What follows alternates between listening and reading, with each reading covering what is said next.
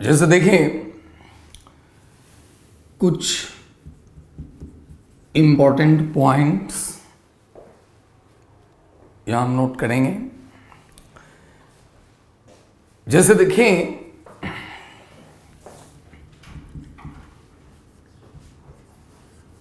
AgCl ये water में insoluble है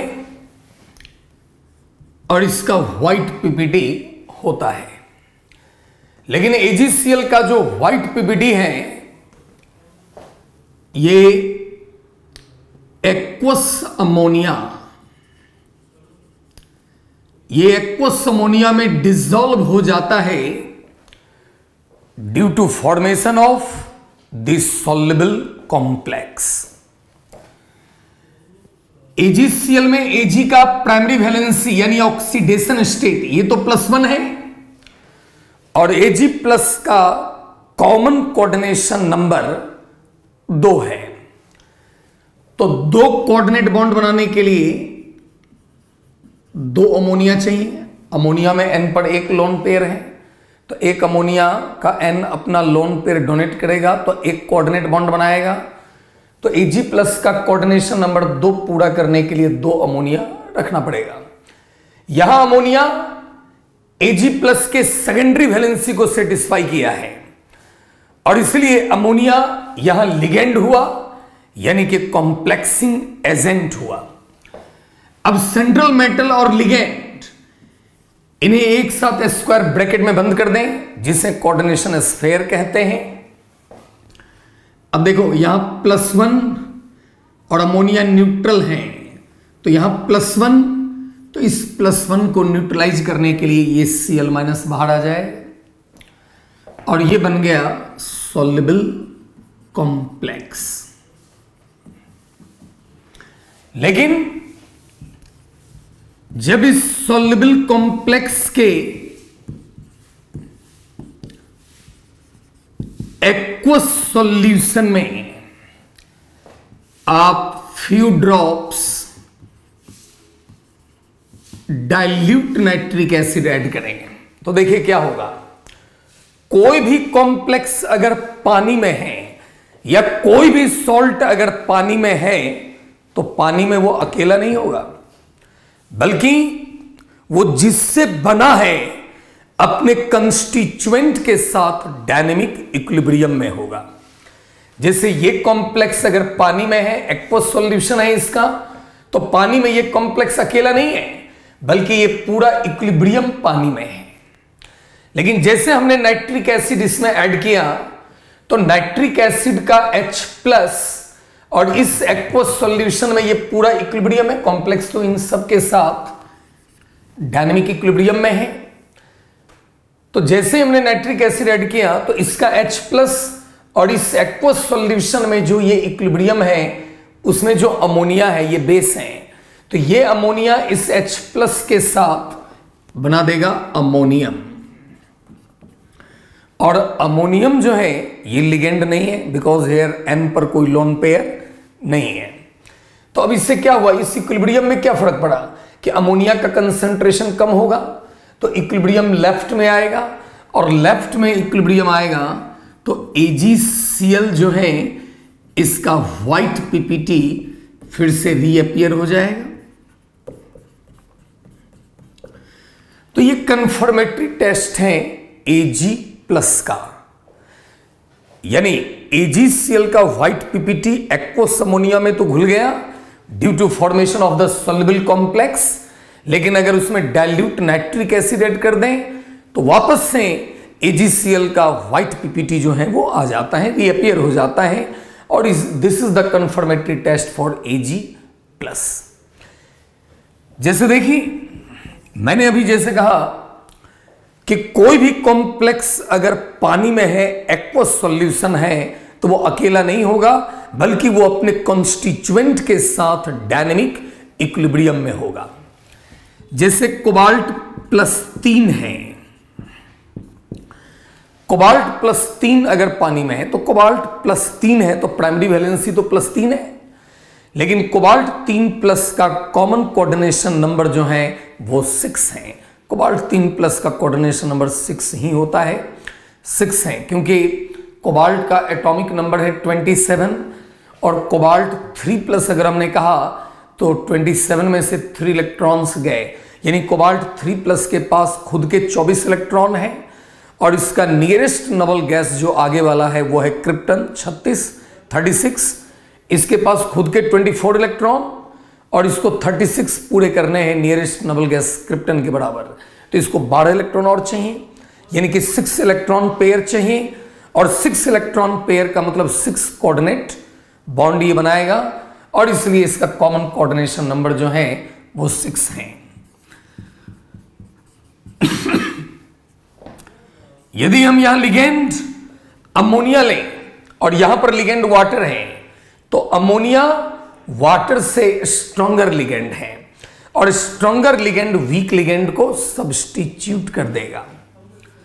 तो ये कोबाल्ट 3+ के साथ 6 अमोनिया आ गया, 6 कोऑर्डिनेशन नंबर 6, ये +3 और ये 0, यहां 3+, इसका एक्वस सॉल्यूशन जो है वो हमें मिला।